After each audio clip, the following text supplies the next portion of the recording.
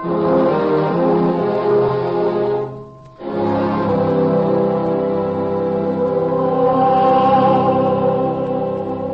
greatest story ever told.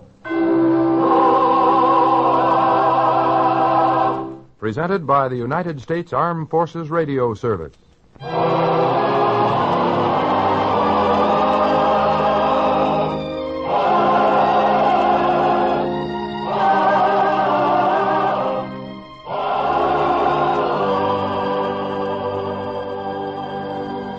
Tonight we present The Prodigal Son, a drama based on a parable told by him who lived the greatest life ever lived.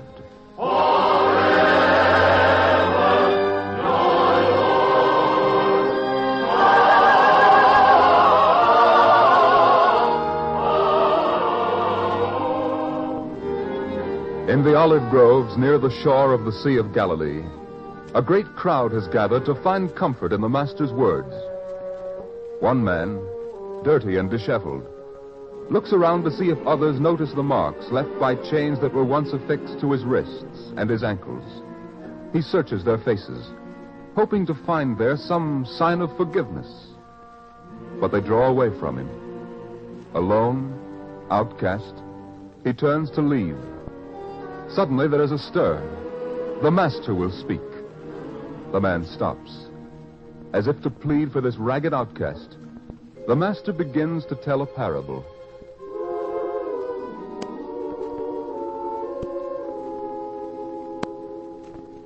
A certain man had 2 sons, and the younger of them said to his father, "Father, give me the portion of goods that falleth to me."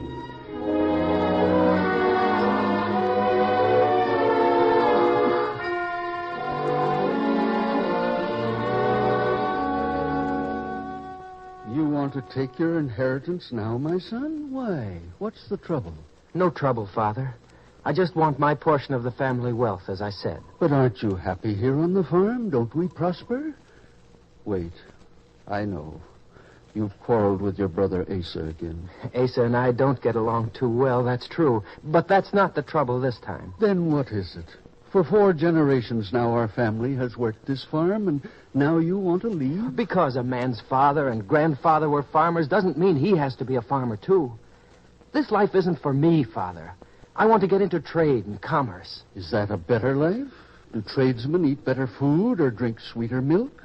Do they breathe better air? In the city, a man makes his money more easily, and he makes a good deal more of it. That's the kind of life I want. And if I can have my share of the family's wealth, and I only want the part that's coming to me, I can go into a business of my own. Take my advice, son. Keep your share of the farm. Years from now, you'll see the wisdom of my advice. Father, I won't be denied my chance. I want the money. I say it's a mistake. Son, the land is the only thing. It's here to feed you and your children after you. You can trust the land. Stay here. Work hard. In a year, this whole idea will be forgotten. You think it's an idea that just came into my head today or yesterday. No, Father, I've had it a long time. Ever since I was a child and watched the caravans pass on the road. Ever since I was old enough to know that the whole world isn't just wheat fields and pasture. I can't forget it. Not in a year, not in 10 years. I'm determined to go to the city and live my own life. I see. I never imagined you felt so strongly about it. Well, I do. All right, then. After all, can a man be a tyrant to his own son? You may have the money. Thank you, Father. And you won't regret it. I'll go to Baghdad. I'll succeed. One day I'll have a large business of my own, and I'll be rich. You'll come to live with me. You'll never have to work again. I hope all you say is true for your own sake. I wish you only the best, my son. Be successful. Be great. Be all the things you dream.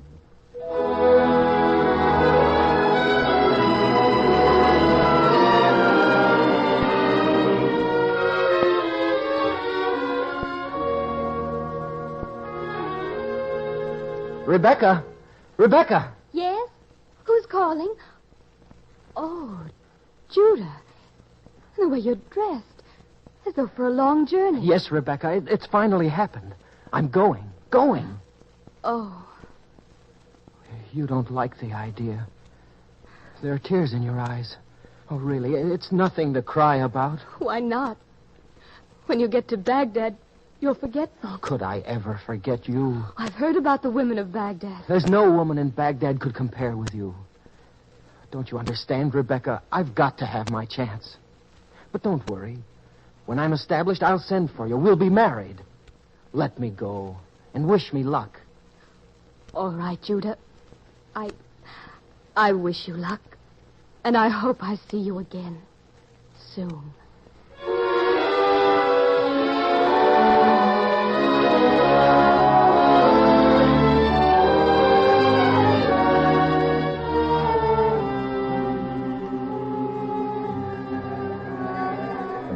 Ah, my friend. You like our city? What? Why do you choose to speak to me, sir? The way you're staring at everything, I can see that you're a stranger here in Baghdad. Do you like what you see? Oh, yes. It's fabulous. Wonderful. We never had anything like this back where I come from. I dare say. After all, Baghdad is Baghdad. When you've said that, you've said all there is to say. By the way, my name is Micah, and if you wish, I could show you around our city. Well, that's very kind of you. Though why you should trouble on my account. Oh, think nothing of it. The pleasure I get from seeing people enjoy themselves in our city is reward enough for me. Now then, what's your taste? Food, parties, a game of chance, perhaps? Or are you one who appreciates the beauty of women? Oh, I've no time for any of that. Oh, you don't? No. I'd like to see the marketplace, where commerce is carried on. You see, I'd like to find a place where I could get work. Work? Yes. I must get experience before I go into a business of my own. A business of your own? Oh, well, that's a wise lad. But that takes money, you know. Oh, I don't have to worry about that. I've plenty of money. Indeed. Well, how fortunate for you, my friend. First, then, the marketplace where we shall observe the pursuit of commerce, although other young men in your position might be more interested in an attractive face, a woman's intriguing eyes. There are many exciting women here in Baghdad. Yes, but then you did say you wanted to see the marketplace. Well, come along, my fine young friend.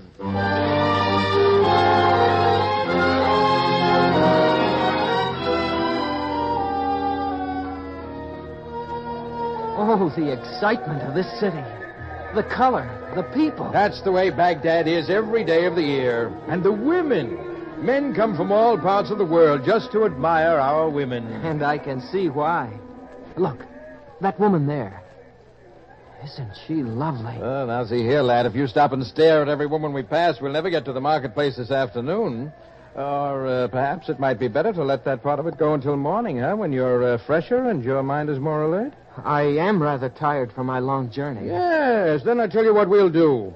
This night we'll spend in one of those gay parties for which Baghdad is famous. We'll let it be my welcome to you. What do you say? Food, music, beautiful women, huh? But tomorrow you take me to the marketplace? Of course. Now come along with me and I'll show you what enjoyment can mean in fabulous Baghdad.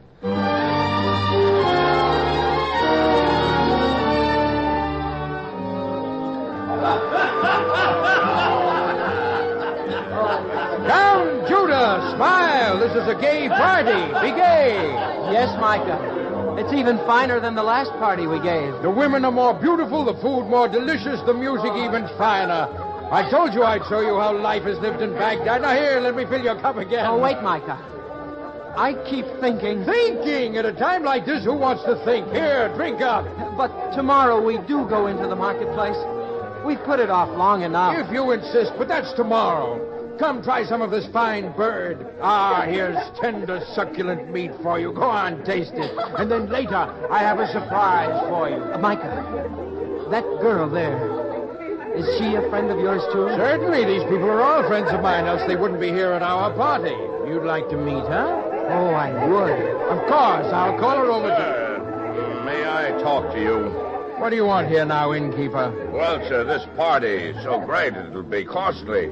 I must have some assurance that it'll be paid. Do you hear the man, Judah, worrying about his money? Well, show him. Go on, pay him. Pay him? Why? Well, what is it, Judah? But I paid for the last party.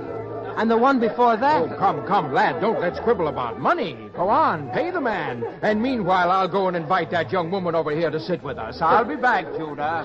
Well, young man, I'm waiting. My money. Oh, yes, of course. Here, let me get my money pouch out.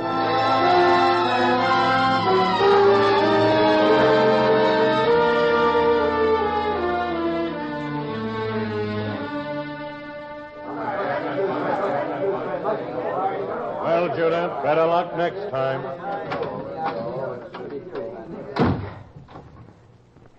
Well, that's over with. I might as well go home now. Well, it's your own fault. I told you not to stop playing. Why did you? But I'd already lost over 600 pieces of silver. When your luck is bad at the gaming table, that's the time to keep playing. Bad luck must change sooner or later. Well, come on. Yes, if you'd done as I said, you could have won everything back in the next hour or two and probably won a great deal besides. But what if I'd lost? I'm telling you that sooner or later your luck would have had to change. And if it hadn't? Well, then we'd have come back another night. Not if I'd lost and hadn't been able to pay. Hadn't been able to pay? What are you talking about? Well, Micah, I guess I can tell you. After all the parties for your friends, the costly food and drink, it's gone. It's gone? My money. All of it gone. Oh, I see. Well, that does put a different complexion on things. It means I'll have to find that job in the marketplace first thing in the morning. You'll come along with me, point out the best merchants to me, won't you? Tomorrow morning, first thing? Well, it's been a late night. Dawn's almost breaking. I don't think I could be up that early. I'll stop by your house and wake you if you wish. No, I don't think you should bother. What do you mean? Well, now that you're thinking of going to work, you and I won't be seeing much of each other, I'm afraid. Why not? Well, a man who works hard by day spends his night sleeping. With me, it's quite the reverse. You'd better forget about my company for a while. I think I'm beginning to see. What you really mean is that now the money's gone, you don't want to have any more to do with me. Is that it? I didn't say that. You don't have to, I know. After all, I can't pay for the parties and the fine meals and the kind of living you and your friends have been enjoying at my expense the past few months. That's it, isn't it? Well, now, there's no need to become angry, lad. After all, you did have fun, didn't you? And I paid for all of it. You never once paid for anything. As a matter of fact, I'm beginning to understand a great deal. That money, the money I spent so freely and foolishly, even that money I lost tonight. I think you get a part of that, don't you? Well, don't you? Now, you won't serve any good purpose by making such accusations, and you certainly won't accomplish anything by getting angry. I warn you. It's true. All of it. You've made a fool out of me. You make it sound like a difficult job. Well, believe me, it wasn't. Laugh at me, will you? Well, you ain't get away with this. You won't. No, you don't. Little fool. Green as the grass on that farm he used to talk about. Well, I'll just let him lie here in the street. Come dawn, someone else can find him and worry about him.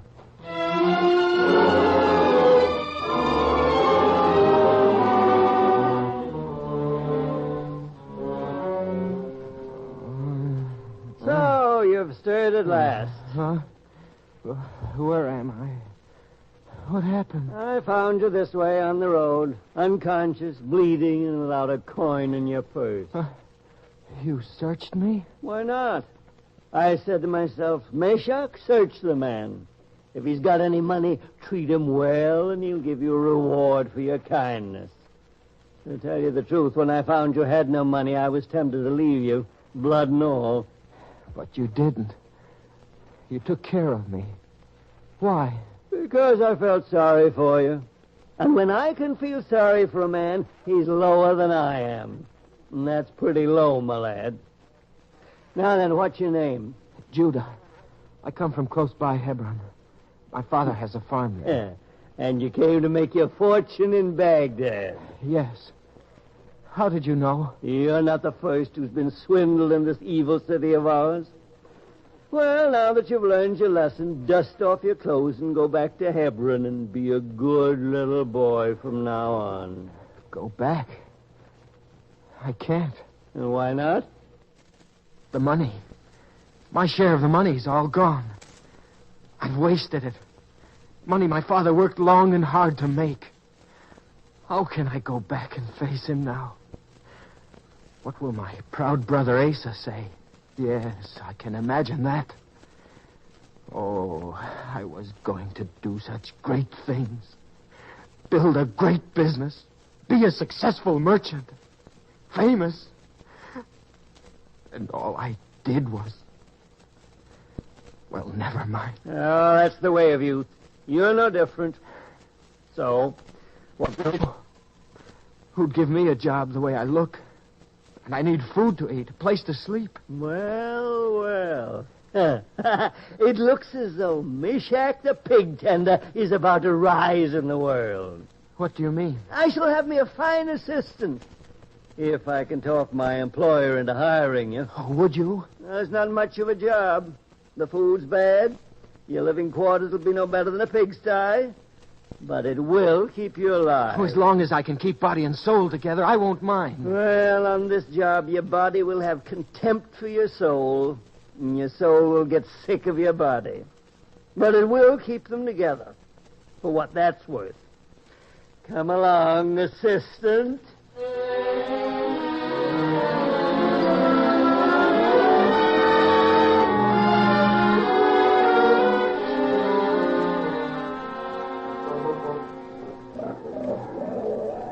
Well, don't stand there, Judah. Pour out the slop for those pigs. Yes, Meshach. Look at them eat. Now, I've often thought a pig is better off than a human. They don't care what they eat. We care, but we eat it just the same. You're right, Meshach. The food that our employer gives us is no better than the pigs get. How do you stand it? Oh, I'm an old man. I'm tired of fighting the world, so I sit with the pigs, and it gives me time to think. Yes, when you get to my age, food makes little difference. But you, lad, you had a hungry look ever since you've been here. And my belly's felt empty every day for months. I've asked for more food. All he says is if you don't like it, leave. There's no place to go. That's right, boy. Times are bad. Why, back on my father's farm, every servant has enough food. Bread and meat and cheese and milk to drink. My father's servants don't live and eat like pigs. Ah, but his son does. Yes. But tell me, Meshach, if you had a son and he did something wrong, would you refuse to see him again? If I had a son, if he did something wrong, who can answer a question like that? Would you even refuse to hire him back as a servant? From pig tender to servant? That's quite a step up in the world, my boy. Forget about it. But I could make him a good servant. I know all about the farm. I could work long and hard. I'd earn everything he gave me. If you were a stranger, your chances would be better. You haven't forgotten what you did. Why should your father forget? No, Judah.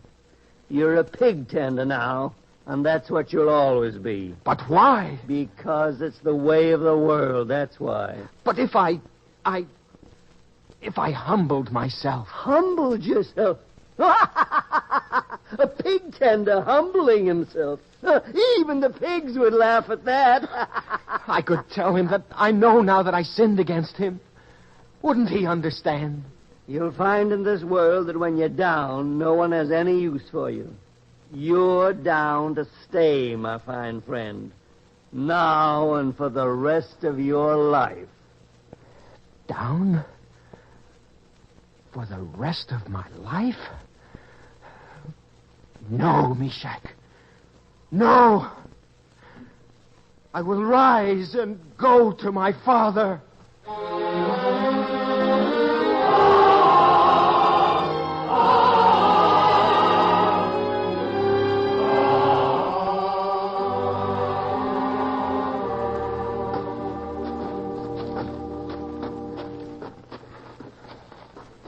glad that you finally agreed to come back with me, Meshach. Believe me, it's for only one reason. You'll need a friend after what you're about to find out, my boy. Perhaps. When I traveled this road before, I had a fine camel. And my coat. It was new and clean then.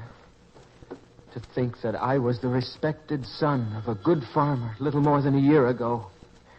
And now I come back a poor, ragged, filthy tender of pigs. We'd better get off the road if we don't want to be trampled by that camel. Oh, yes, and hurry. He's coming fast. You there! You two! Yes? What do you want? You look familiar. Do I know you? I don't think so. I thought at first. Say, aren't you Judah, the son of Samuel? Well, aren't you? Do I look like I've ever been in this part of the country before? Well, maybe I've made a mistake. But then maybe I haven't. And if I haven't, well, they'll all have a laugh over this.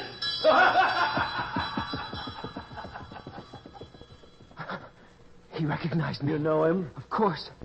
He's Simeon, a farmer in this part of the country who's always disliked my father. Oh, this will give him a chance to make a laughing stock of my father and me. Is that so important? Maybe we ought to turn back. I shouldn't disgrace my father in his old age.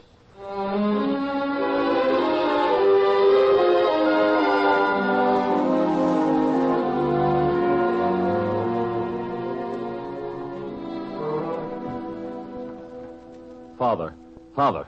Yes, Asa, what is it? What's the trouble? Have the cattle broken out of the north field again? No, Father. This time it's something else.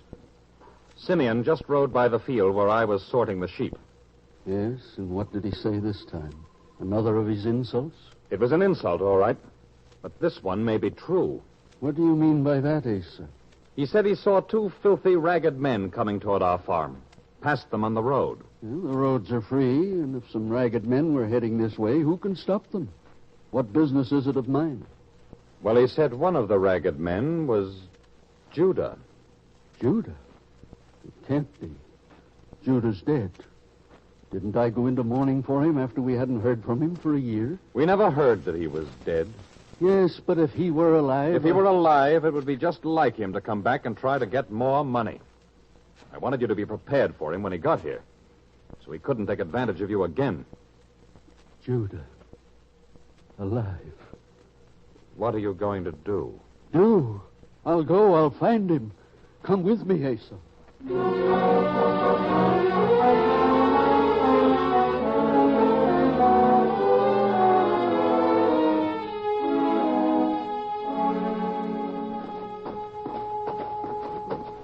Please, Father, don't hurry so. You're not young anymore. I must find him, Asa. We don't even know if it is Judah. Besides, Simeon didn't say he was sure they were coming to our place. I think we should turn back. Turn back? How can you say such a thing? How? What has this brother of mine done that we should go seeking him? Wait. There are two men. Simeon said there were two of them, didn't he, Asa? You call those men? One of them is about Judah's size. A little thinner, but it looks like him. Wait. You men. Wait. Please, Father. Don't try to hold me back, Asa. Stop, please. It's very important. At least turn around and let me see your faces. Please turn around. All right. I'll turn around. Father. Judah. Look, Asa, it is Judah. So it is. Hurry, we must greet him. You can run to meet him, but not I. After all. I shall go to him. Judah, my son. My son. Father. My son, Judah. Judah, let me look at you. I know how this must hurt you, Father. I don't look like I did when I left here.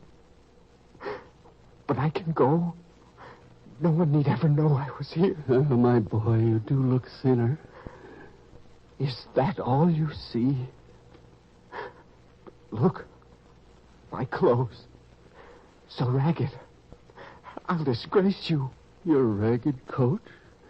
Does that worry you? Here, take mine. No, Father, please. Here, take it. And my ring. I want you to wear it. I want them all to know you're my son. Here, let me place it on your finger. There. You see? And when we get home, we'll kill a fatted calf, the fattest in all my flocks, and we'll celebrate Father, what on earth are you doing? Asa. Father, I saw you put your own coat on him, and then your ring. What does this mean? Asa, I am welcoming back my son. After what he's done? Father, I came back to be your servant, not to claim the right to be your son. I'm not worthy of that. Can you deny me the right to call you son if I want to? I don't deserve it. You deserve what is in my heart to give you. He went away. He wasted his money. And now you give him a great welcome. But me, I stayed home. I worked hard. Who does me any honor? Asa, there isn't anything I possess that doesn't also belong to you. But can you deny me the right to celebrate the return of the son I thought was dead? No. For after all, isn't he still my son? Come, Judah. Come home with me. And bring your friend. Tonight we'll all celebrate. Rebecca will be there. She's been waiting for you, son. Yes. This will be a day of great joy. My son has returned at last.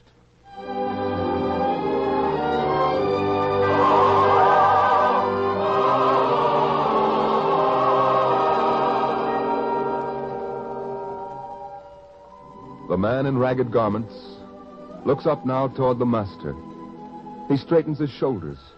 He forgets his tattered clothes and the marks the chains have left on him. As he looks about him now, the faces are no longer stern and forbidding, but there is softness and compassion there, and the ragged man feels himself once again welcome among his brothers as he hears the master say,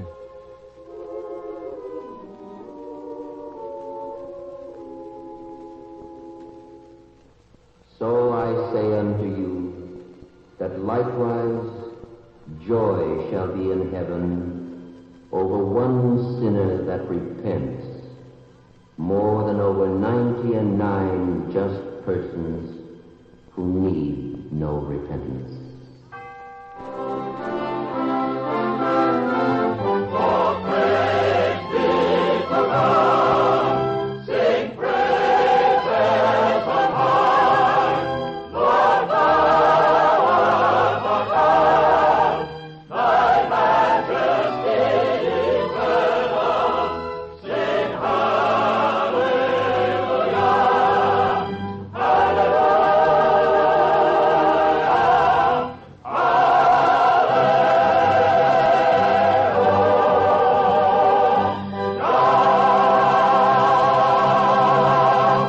You have been listening to The Prodigal Son, another episode in the greatest story ever told from the greatest life ever lived.